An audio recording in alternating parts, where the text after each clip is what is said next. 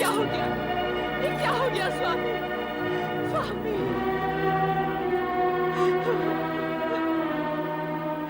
प्रभु कृपा कीजिए, कृपा कीजिए भोलेनाथ, कृपा कीजिए। प्रजापति दक्ष, वृथा अभिमान से उपजे अपने भयंकर अपराधों का दंड तुम्हें मिल गया है।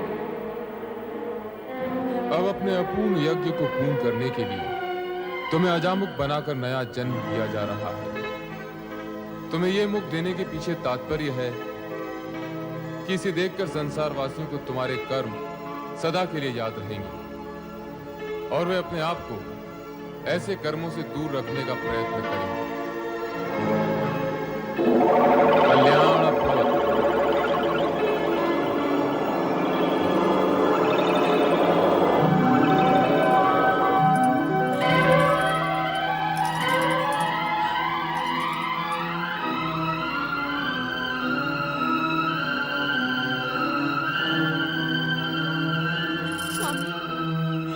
स्वामी, आपको जीवन दान मिल गया, मेरा जीवन धन्य हो गया।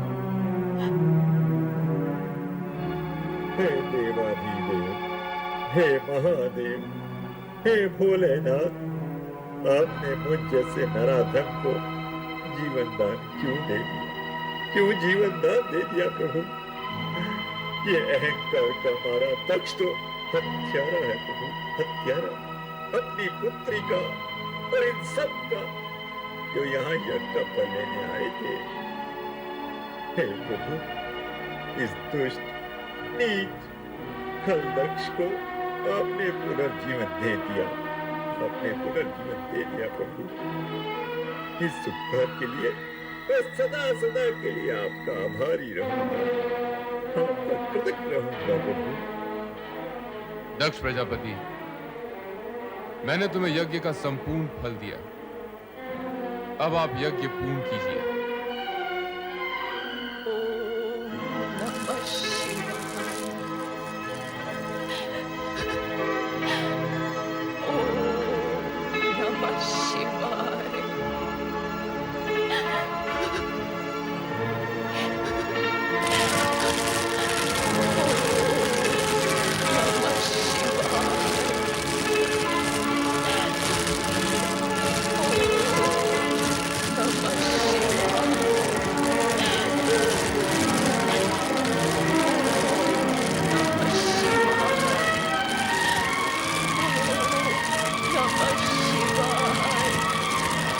सती,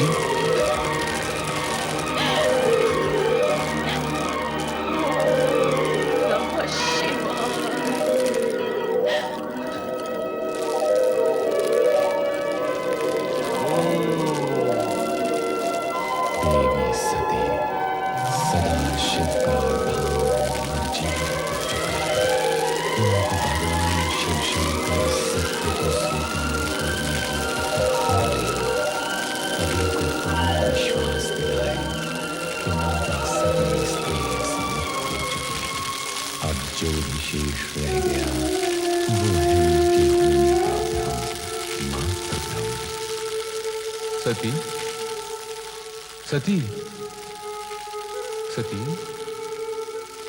सती, मैं तुम्हें इतनी देर से पुकार रहा हूं, फिर भी तुम मौन क्यों हो? मेरी पुकार को नकार क्यों रही हो प्रिय? तुम्हें तो तुम्हारा ये पति अत्यधिक प्रिय है ना? तुम्हारा आराध्य इष्ट सभी कुछ है ना?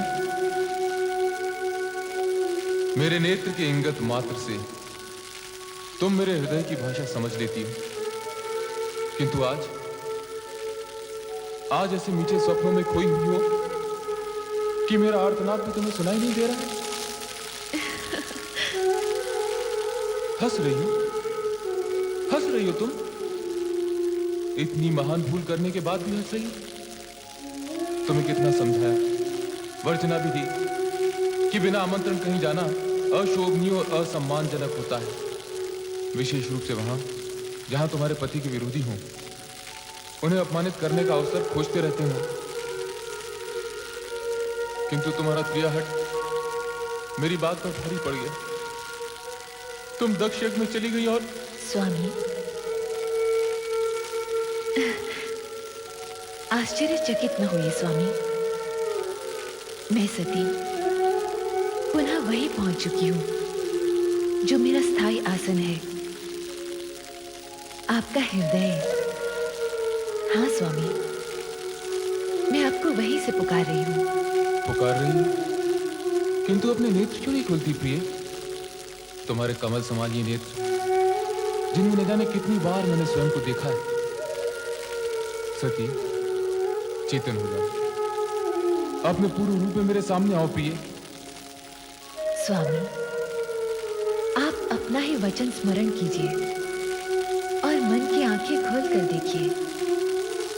हम दोनों शिव शक्ति भिन्न नहीं है, एक ही परम तत्व साक्षात परब्रह्म है, जिसका ब्रह्मांड साक्षी है।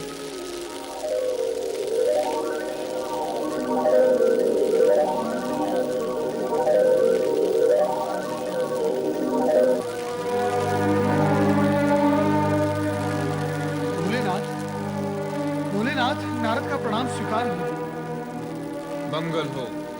प्रभु, आप कहाँ जा रहे हैं? देवी सती हमसे रुष्ट हो गई है। भोलेनाथ, आप ये कैसी बातें कर रहे हैं? क्यों? क्या सदा पत्नी को ही पति का साथ देना चाहिए, पति को नहीं? हम अपनी रुष्ट प्रिया का साथ कभी नहीं छोड़ेंगे। भोलेनाथ, क्या इतने पर भी आपको वास्तविकता समझ में नहीं आई? तुम हमारा समय नष्ट कर रहे हो नारद। तुम्हारी बातें सुनकर सती और अधिक रुष्ट हो जाएगी। रुष्ट? हे त्रिकालदर्शी, बिना प्राण की देह कहीं रुष्ट होती है भला? नारद! भोलेनाथ, भोलेनाथ, मुझ पर क्रोधित होने से सत्य झुटलाया नहीं जा सकता। और सत्य यह है कि आप जिसे प्रिया का रूठना समझ रहे हैं, वो आपका मात्र भ्रम है। भ्रम। प्रभु देह बोलती नहीं, भ्रम बोलता है। तुम ये कहना चाहते हो कि सती, हमारी सती मात्र देह है? मात्र देह?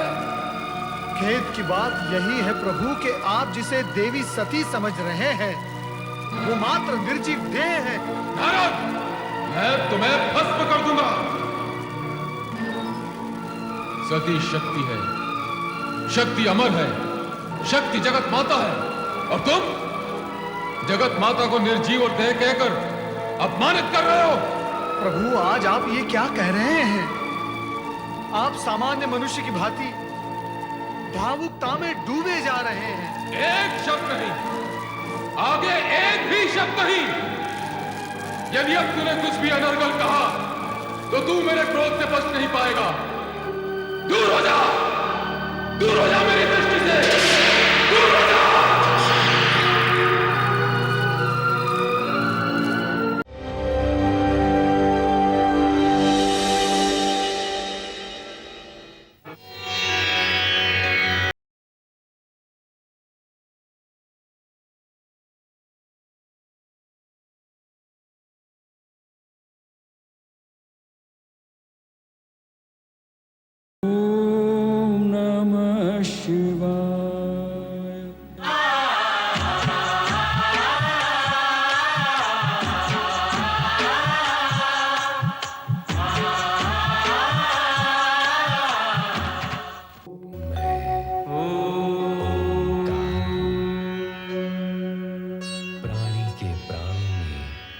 जब तक स्नेह, सम्मान और सद्भावना की ज्योति प्रज्वलित रहे, तब तक मैं वीणा की मधुर झंकार हूं।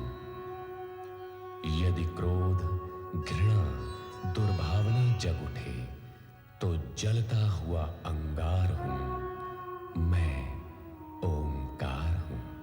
जी आज्ञा न देना चाहते हुए भी सती के निश्चय को देख नंदी, भृंगी एवं शिवगण को उनके साथ पितृगृह भेज देते हैं। वहां उन्हें देख पिता दक्ष की क्रोधाग्नि भड़क उठती है। दोनों के वाद विवाद में पुत्री पिता से अपमानित होकर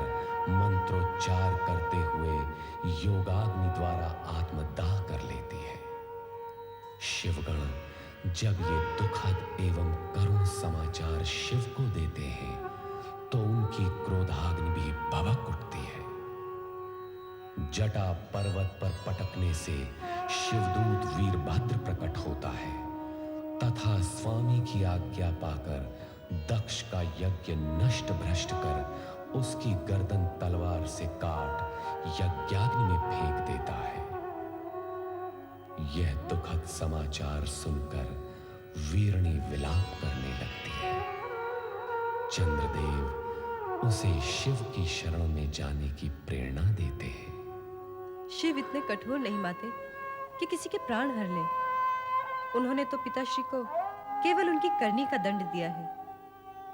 अब आप ये शोक त्याग दीजिए और शिव जी से प्रार्थना कीजिए कि वो शीघ्र से शीघ्र पिताश्री को पुनर्जीवित कर दें। हर हर महादेव, हर हर महादेव। भावज्वीरणी, महादेव तो करुणा के सागर हैं। उनकी जो सच्चे मन से प्रार्थना करता है उसे सब इच्छित मिल जाता है। प्रणाम देवर्षि। प्रणाम देवर्षि। देवर जी, उस दिन आपने कहा था आप कभी इस महल में चरण नहीं रखेंगे, किंतु आज आप मुझे सांत्वना देने यहाँ आए हैं अपना प्रण तोड़कर। नारायण नारायण। नारद अपना कर्तव्य कभी नहीं भूलता भावज्वीरणी, चाहे फिर उसके लिए उसे अपना प्राण ही क्यों न तोड़ना पड़े। विश्वास रखो भावज, आपका सुहाग अखंड है और अखंड ही रहेगा।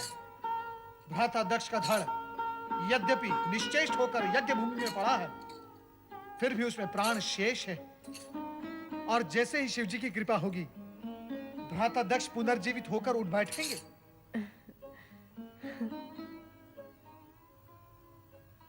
क्या बात है माते, आपको देवऋषि के कथन पर विश्वास नहीं? देव ऋषि के कथन पर कैसे अविश्वास कर सकती हूँ? ये तो परम भक्त और सबके कल्याण करता है। परंतु जब अजर अमर परमात्मा सदाशिव से मैं अपने पति का जीवन दान मांगूंगी, तब यदि उन्होंने मेरी प्रिय पुत्री सती के आत्मदाह की बात छेड़ी तो मैं क्या उत्तर दूंगी? क्या उत्तर दूंगी मैं? नारायण नारायण। भावज, सती के लिए हम सबको अत्यंत दुख है, किंतु सत्य यह है कि शिवजी की इच्छा से ही सब कुछ संभव है, अन्यथा कुछ भी संभव नहीं। ये शिव की कैसी विचित्र इच्छा है, बताइए ना देवर्षि। जो संसार के सभी प्राणियों के मन से मृत्यु का भय दूर कर सकते हैं, जो मृत्यु मुख में पहुंचे हैं उन्हें पुनर्जीवित कर सकते हैं, उन्होंने मेरी बेटी सती को क्यों नहीं बचाया? क्यों अपनी ही अर्धांगिनी को योगाग्नि में जल जाने के लिए विवश किया? मेरे इन प्रश्नों का उत्तर दीजिए देवर्षि। नारायण नारायण। आप शिव लीला से अपरिचित हैं भावज, इसलिए ऐसी बातें कर रही हैं। सती तो शक्ति का अवतार थी, मृत्यु तो उसे छू भी नहीं सकती थी। तो फिर सती ने अपने प्राणों का त्याग क्यों कर दिया? सामान्य नारी के समान अपनी देह का अंत क्यों कर दिया? रोहिणी, माता शक्ति ने सती के रूप में नारी अवतार धारण किया, नारियों का आदर्श बनने के लिए। सती ने ऐसी नारी का आदर्श प्रस्तुत किया जो अपने पति के प्रति होने वाले किसी भी अन्याय को सहन नहीं कर पाती थी। सती का नाम ही आदर्श पतिव्रता नारी के रूप में हमारी संस्कृति के इतिहास में अमर हो जाएगा। तात, मेरी सती भी शिव की कृपा से पुनर्जीवित हो सकती है? नहीं, सती ने यह आदर्श सामान्य नारी के लिए प्रस्तुत किया है, जो जन्म लेकर अपने पति के लिए प्राण त्याग करती है। अब सती अपने पहले वाले रूप में आपको नहीं प्राप्त होगी। वे अब शक्ति के रूप में अजर अमर हैं। वे न जन्म लेती हैं, न मृत्यु को प्राप्त होती हैं। वे शिव के समान शाश्वत हैं। वे शक्ति के रूप में जगत के कण कण में निवास करती हैं। माते, अब आप सती का शोक त्याग दीजिए। वो अब हमें सती रूप में नहीं, शक्ति रूप में दर्शन देंगी। क्यों देवऋषि? हाँ रोहिणी, ये सब शिव लीलाएं हैं जो हमें दिखाई दे रही हैं। शिव लीलाओं का रहस्य आज तक कोई समझ नहीं पाया, और जब तक शिव जी की इच्छा है तब तक ऐसी विचित्र लीलाएं करके वे संसार वासियों को चकित करते रहेंगे। भावज वीरणी, मेरी ये इच्छा है कि कैलाश जाकर आप भी ये शिव लीलाएं देखें और देवादिदेव महादेव के चरणों में अपना शीश नमाकर प्रार्थना करें। तब देखना शिव जी की दया का चमत्कार। भ्राता दक्ष अवश्य जीवित होंगे। हाँ, अवश्य जीवित होंगे।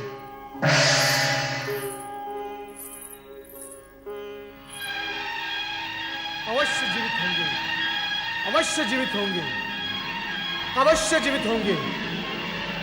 अवश्य जीवित होंगे। अवश्य जीवित होंगे।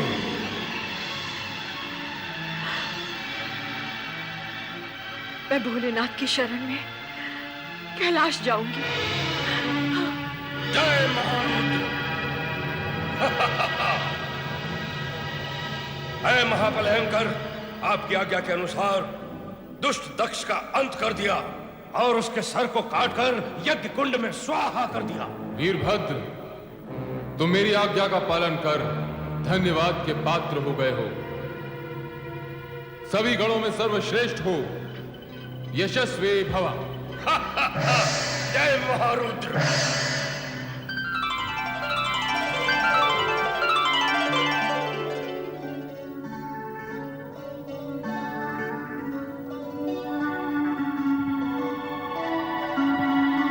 ओम नमो भगवते रुद्राय।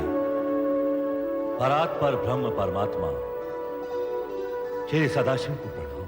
करुणा सागर भक्त वत्सल भगवान शिव शंकर को वंदन। हे चराचरपति सम्राट शिव शंकर, कृपा सागर, मैं वो दुर्भाग्यशाली स्त्री हूं जिसने एक हाथ से अपनी पुत्री सती को खो दिया है और अब दूसरे हाथ से उस पति को खोने जा रही हूं जिसका सिर विहीन शरीर तड़पता देखकर मुझ पर हर पल मृत्यु का पल होकर टूटता है। ये जानते हुए कि जो भी हुआ है उसके उत्तरदायी मेरे पति ही है, मुझे ये कहने का अधिकार नहीं कि मेरे पति को उन कष्टों से मुक्त कर दो और जीवन दान दो, किंतु इतना अवश्य कहूंगी कि उनके कष्टों का अंत कर दो। उनके कष्टों का अंत कर दो। उनके कष्टों का अंत कर दो। उनके कष्टों का अंत कर दो। उनके कष्टों का अंत कर दो। उनके कष्टों का अंत। हे सदाशिव, कष्ट का अंत आप कैसे करेंगे ये तो आप ही को ज्ञात होगा, किंतु मैं आपसे ये प्रार्थना अवश्य करूंगा कि दक्ष को जीवनदान मिले और अपूर्ण यज्ञ संपूर्ण हो सके। दक्ष से मेरा कोई बैर नहीं श्री हरि। जो हुआ, जो हो रहा है और जो होगा विधाता के संकेत के बिना असंभव है। अस्तु, आप सबकी इच्छा का सम्मान करते हुए मैं दक्ष को अवश्य जीवन दान दूंगा, अवश्य। पति की मृत्यु से पीड़ित और आहत वीरणी पत्नी की मृत्यु से पीड़ित और आहत शिव की शरण में आकर अपने सुहाग की याचना करती है। लोक कल्याणकारी शिव उसे अभयदान देते हैं और वीरणी के सुहाग की रक्षा हित यज्ञशाला में पहुंचते हैं। स्वामी, स्वामी, स्वामी, स्वामी कहाँ तुम? स्वामी,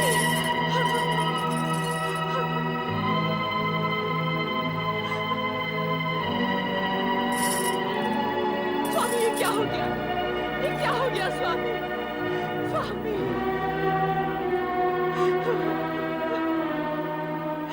प्रभु कृपा कीजिए भोलेनाथ, कृपा कीजिए। प्रजापति दक्ष, वृथा अभिमान से उपजे अपने भयंकर अपराधों का दंड तुम्हें मिल गया है। अब अपने अपूर्ण यज्ञ को पूर्ण करने के लिए तुम्हें अजामुख बनाकर नया जन्म दिया जा रहा है। तुम्हें यह मुख देने के पीछे तात्पर्य है कि इसे देखकर संसार वासियों को तुम्हारे कर्म सदा के लिए याद रहेंगे और वे अपने आप को ऐसे कर्मों से दूर रखने का प्रयत्न करेंगे। कल्याण भवतु।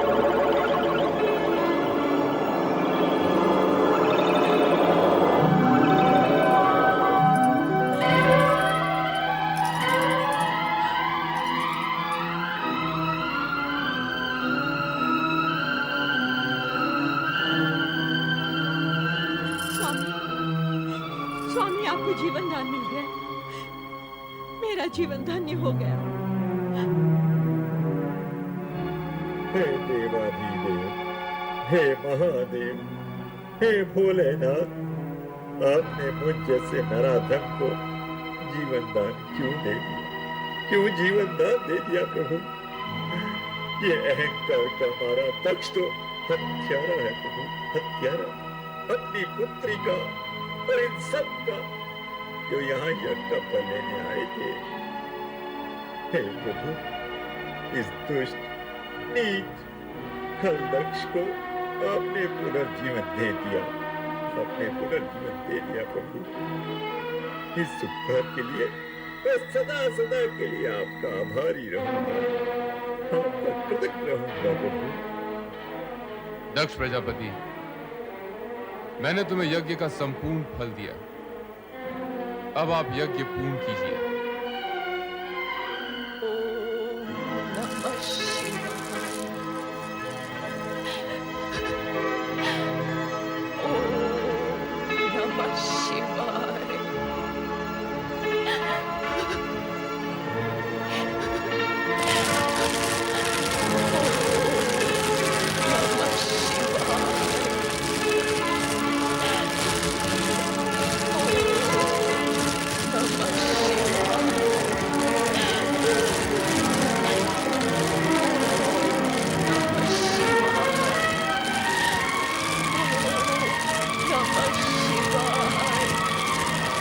सती,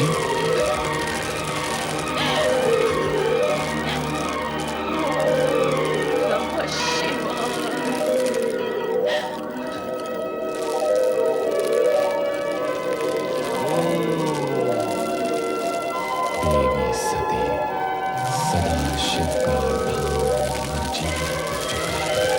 तुमको भगवान शिव शंकर सत्य को स्वीकार करने की प्रतिज्ञा ले सभी को पूर्ण विश्वास दिलाए कि माता सती स्त्री से मुक्त हो चुकी है।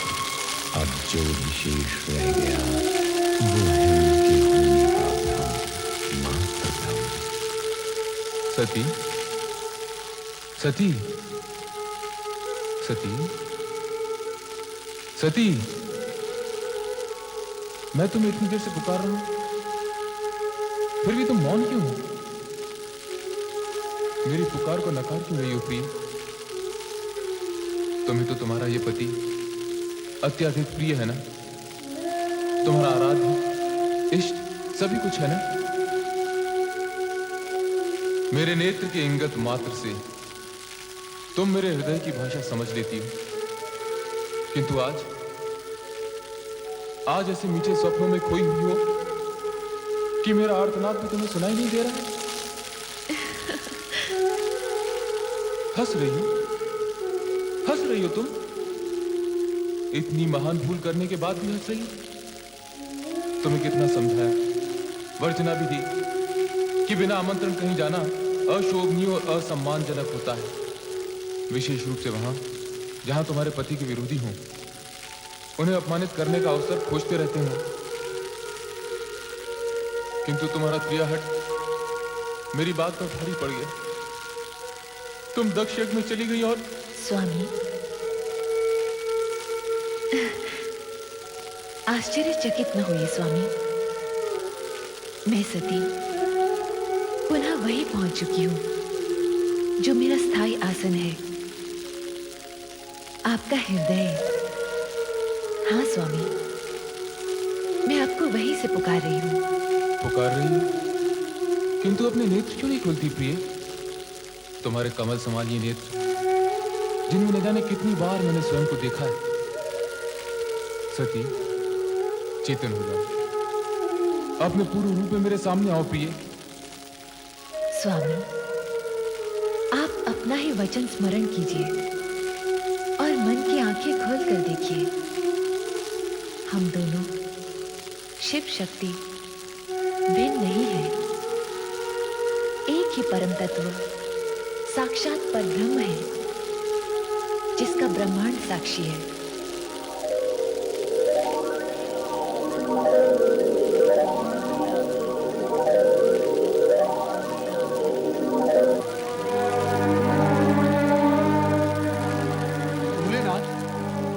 भोलेनाथ, नारद का प्रणाम स्वीकार हो।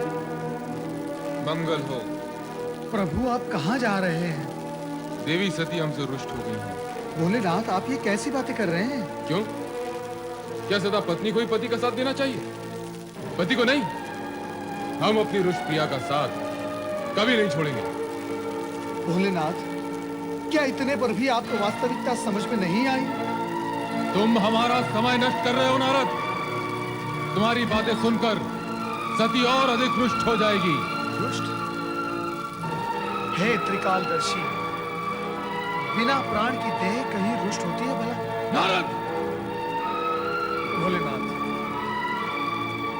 भोलेनाथ, मुझ पर क्रोधित होने से सत्य झुटलाया नहीं जा सकता। और सत्य यह है कि आप जिसे प्रिया का रूठना समझ रहे हैं, वो आपका मात्र भ्रम है। भ्रम। प्रभु देह बोलती नहीं, भ्रम बोलता है। तुम ये कहना चाहते हो कि सती, हमारी सती मात्र देह है? मात्र देह? खेद की बात यही है प्रभु कि आप जिसे देवी सती समझ रहे हैं, वो मात्र निर्जीव देह है। नारद, मैं तुम्हें भस्म कर दूंगा। सती शक्ति है, शक्ति अमर है, शक्ति जगत माता है, और तुम जगत माता को निर्जीव और देह कहकर अपमानित कर रहे हो। प्रभु, आज आप ये क्या कह रहे हैं? आप सामान्य मनुष्य की भांति भावुकता में डूबे जा रहे हैं। एक शब्द नहीं, आगे एक भी शब्द नहीं। यदि अब तूने कुछ भी अनर्गल कहा तो तू मेरे क्रोध से बच नहीं पाएगा। दूर हो जा, दूर हो जा मेरी दृष्टि से, दूर हो जा।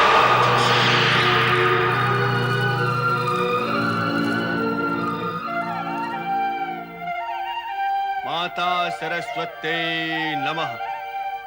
ब्रह्मदेवाय नमः। ब्रह्मदेवाय नमो नमः।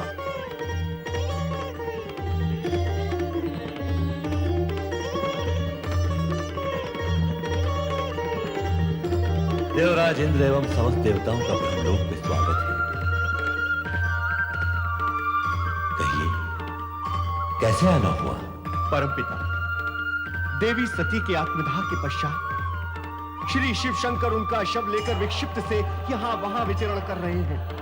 उनका क्रोधमय रूप देखकर ऐसा लगता है कि कहीं उनका ये भाव इस सृष्टि का संहारक न बन जाए। और कहीं ऐसा हुआ तो आपकी रचना देखते ही देखते अस्तित्वहीन हो जाएगी। रक्षा कीजिए, सृष्टि की रक्षा कीजिए परमपिता, अन्यथा सृष्टि को नष्ट होने में कुछ ही क्षण शेष रह गए हैं। ये तुम क्या कह रहे हो नारद? हाँ परमपिता, मैं स्वयं देख कर आ रहा हूँ भगवान शिव का वो अकल्पनीय विनाशकारी रूप। विनाशकारी रूप? विनाशकारी रूप? शिव अर्थात मंगल, कल्याणकारी रूप विनाशकारी? मेरा तात्पर्य है, ये जो उनकी विक्षिप्त अवस्था है, वो ही विनाश लीला का कारण बनेगी। वो तो मानते ही नहीं कि माता सती आत्मदाह करके निर्जीव हो गई है। तुमने उन्हें समझाने की चेष्टा नहीं की? परमपिता की, परंतु उसकी प्रतिक्रिया स्वरूप उन्होंने मुझसे ये कहा कि तुम माता सती को निर्जीव कह रहे हो, मैं तुम्हें भस्म कर दूंगा। और बस मैं भयभीत होकर यहाँ चला आया। परमपिता, ये सब सुनकर तो ऐसा लगता है कि अब शिव का तीसरा नेत्र खुलने में अधिक विलंब नहीं है। और यदि ऐसा हो गया तो इस सृष्टि के भस्म होने में एक क्षण भी नहीं लगेगा परमपिता, एक क्षण भी नहीं लगेगा। अब आप ही कोई उपाय कीजिए और उन्हें शांत कीजिए। शांत कीजिए प्रभु, शांत कीजिए, शांत कीजिए प्रभु, शांत कीजिए। शांत देव गणों, शांत। इसका उपाय हमें श्री हरि विष्णु ही बताएंगे। चलिए वैकुंठ धाम। ये नहीं हो सकता महाप्रभु कि आप भगवान शिव शंकर को इस मुंह से मुक्त न कर सके, किंतु आप तो जो शिव स्वयं जगत के अधिपति और ज्ञान विज्ञान के अधिष्ठाता है, उन्हें कोई क्या समझाएगा? देवी देवता ही क्यों न हो, स्त्री पुरुष रूप पाकर और पाणी ग्रहण करने के बाद पति पत्नी बन जाने के उपरांत बिछोह इतनी सरलता से स्वीकार भी नहीं किया जा सकता। शिव को वास्तव में यह लग रहा होगा जैसे वो अपने अर्धांग से विलग हो गए हैं। ये दुख असहनीय है कमले। जगदीश्वर श्री हरि विष्णु की जय। महादेवी माता लक्ष्मी की जय। मंगल भव। ब्रह्मदेव, आप सभी देवता चिंतित दिखाई दे रहे हैं। आपको तो भली भांति ज्ञात है कि चिंता का विषय क्या है। हाँ, तो क्या सोचा आपने? सोचा तो कुछ भी नहीं, किंतु चिंतित हूं। ब्रह्मा, विष्णु और महेश तीनों एक दूसरे के पूरक हैं, तीनों एक दूसरे से जुड़े हुए हैं। तो सती मोह भंग कराने हेतु क्यों न हम शिव की आराधना करें? किंतु इससे क्या होगा प्रभु? शिव की विरह जनित उन्माद अग्नि को क्या आराधना का जल शांत कर पाएगा? आप ही कोई उपाय बताइए ब्रह्मा जी।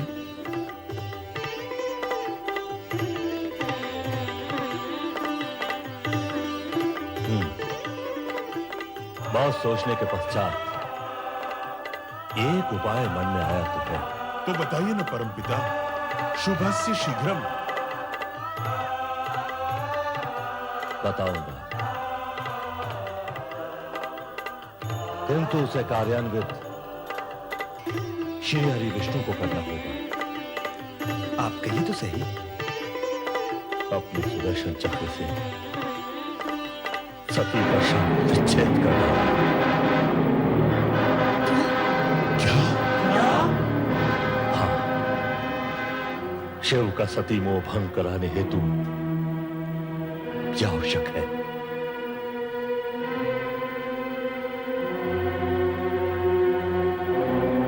ब्रह्मदेव, मैं आपकी आज्ञा का पालन करने को तत्पर हूं, परंतु कुछ समय के पश्चात। जैसी आपकी इच्छा, किंतु ध्यान रहे कि समय की अवधि इतनी अधिक न हो जाए कि अनर्थ का रूप ले ले।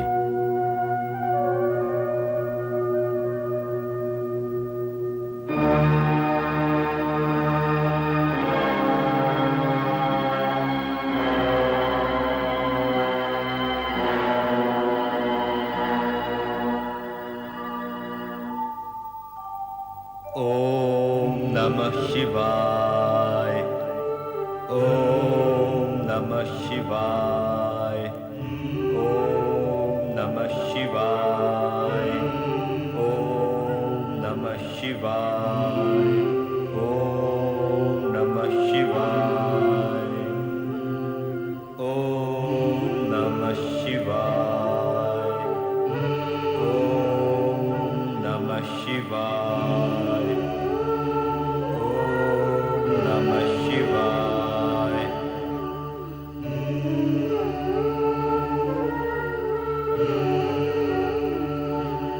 हे सर्वशक्तिमान महेश्वर सदाशिव जी, संपूर्ण संसार आपकी लीला से स्तब्ध और चकित है। देवता आदि और आपकी कामना के वाहक स्वयं ब्रह्मा जी और मैं किंग कर्तव्य विमूढ़ हैं। किसी की भी समझ में नहीं आ रहा है कि क्या किया जाए। और ब्रह्मा जी ने जो मुझे उपाय बताया है उसका ध्यान करते ही मन कांप उठता है। मैं जानता हूं कि मुझे जो करने के लिए कहा गया है वो सब आपको ज्ञात है। अब आप स्वयं ही मेरा मार्गदर्शन करें प्रभु, और मुझे बताएं कि मुझे क्या करना है। ओम नमः शिवाय, ओम नमः शिवाय, ओम नमः शिवाय, ओम नमः शिवाय।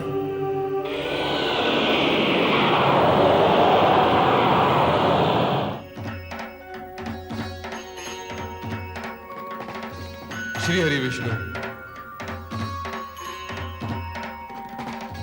सभी शिव लीलाओं का कोई न कोई उद्देश्य है।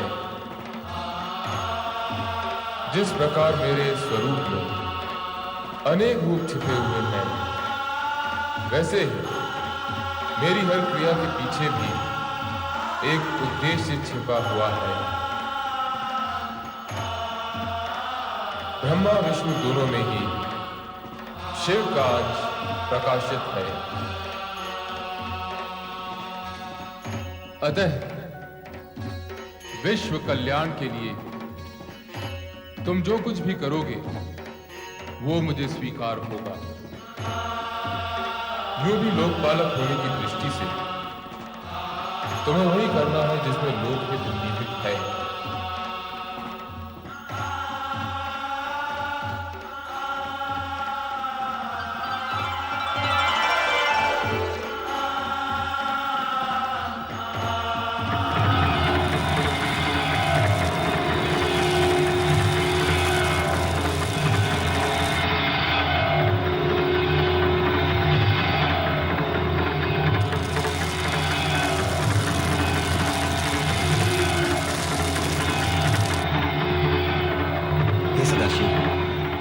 आपसे अनुमति तो ले ही ली है, परंतु एक निवेदन भी करता हूं कि इस सुदर्शन चक्र से देवी सती का शव विच्छेद मात्र सृष्टि समृष्टि की रक्षा करने हेतु ही कर रहा हूं, और समृष्टि की रक्षा दूसरे शब्दों में आपकी लीला को नया मोड़ देने का बहाना भी बनेगी। मुझे अनुमति दे प्रभु।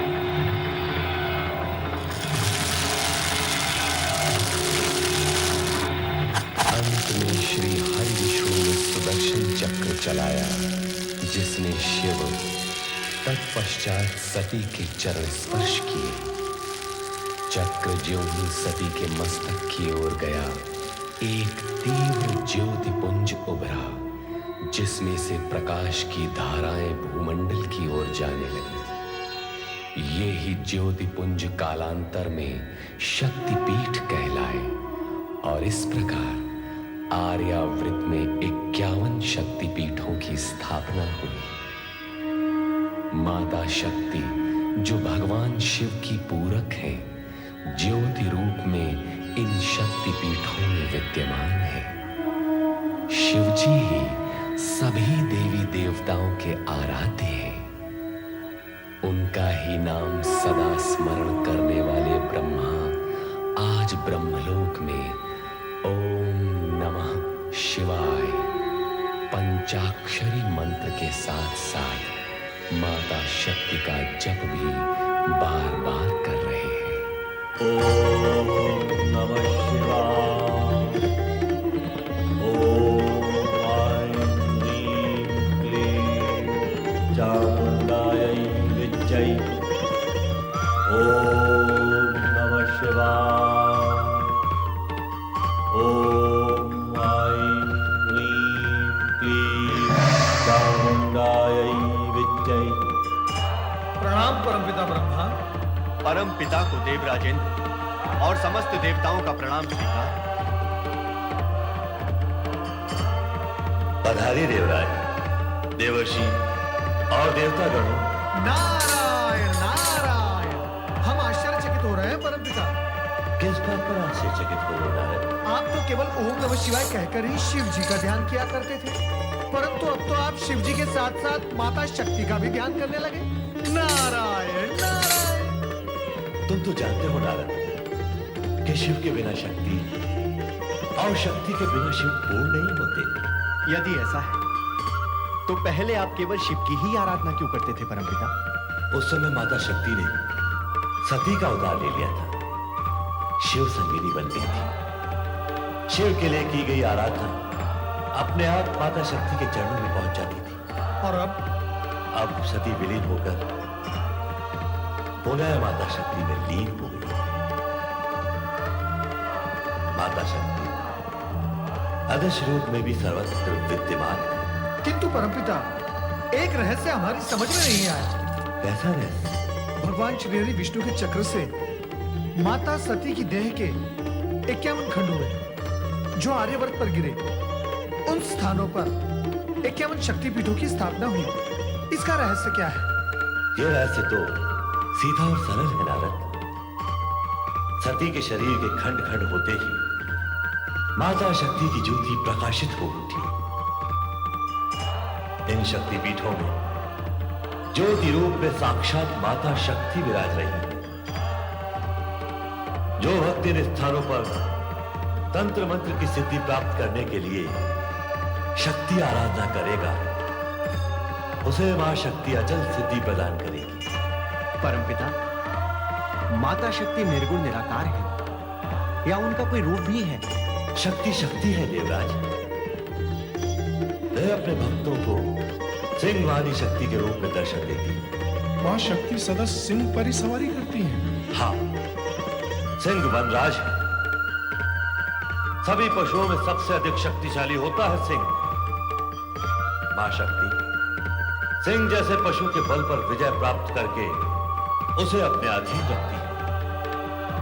इसीलिए मां शक्ति का हर भक्त भी सिंह के समान शक्तिशाली और निर्भय होता है। धन्य हो मां शक्ति, धन्य हो। मां शक्ति के अनुपम रूप का वर्णन सुनकर मन में उनके दर्शनों की जिज्ञासा जाग उठी। देवराज इंद्र, आइए हम सब मिलकर मां शक्ति का ध्यान करें। अवश्य देवी। या देवी सर्वभूतेषु, या देवी सर्वभूतेषु मातृरूपेण संस्थिता, मातृरूपेण संस्कृता।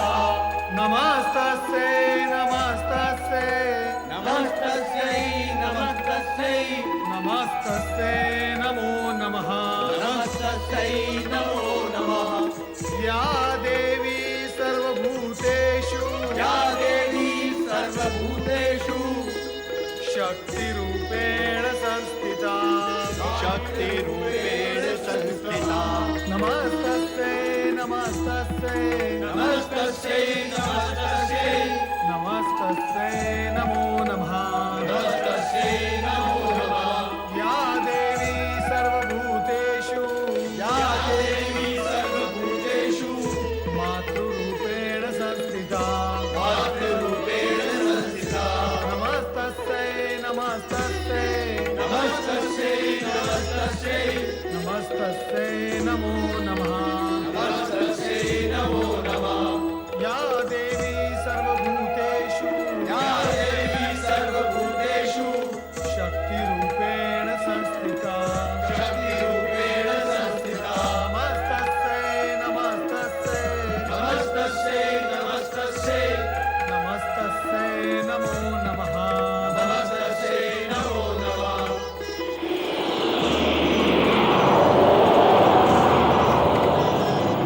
हे जगज्जननी, हे महाशक्ति, हम सब आपके दर्शन के लिए अत्यंत अधीर हैं। हमें दर्शन दो माँ, माँ हमें दर्शन दो।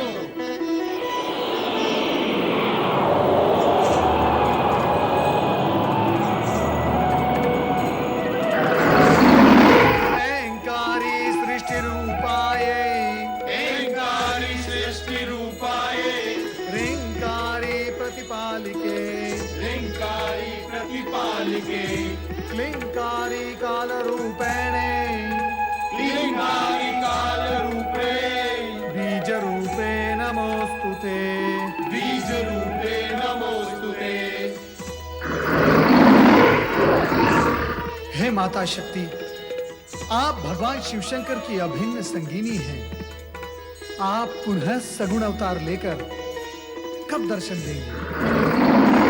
शिव और शक्ति अभिन्न है। मैं शिव के अंदर ही समाई हुई हूँ और भक्तों की पुकार पर समय समय पर प्रकट होती रहती हूँ। किंतु हे शक्ति माता, हम सब ये जानने के लिए उत्सुक हैं कि आप पुनः कब अवतार लेंगे। उसके लिए तुम्हें लंबी प्रतीक्षा करनी होगी देवराज। जब घटनाएं नए मोड़ लेंगी और शिव को मेरी आवश्यकता प्रतीत होगी, तब मैं नारी रूप में अवश्य जन्म लूंगी।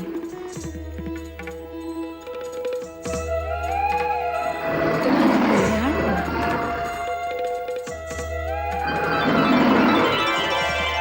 लोक कल्याण के निमित्त मां शक्ति ने देवर्षि नारद सहित समस्त देवगण को आशीर्वाद दिया, किंतु सभी के मन में यही जिज्ञासा थी कि भविष्य में आने वाली घटनाएं कौन सा रूप लेंगी और उनका कैसा शुभ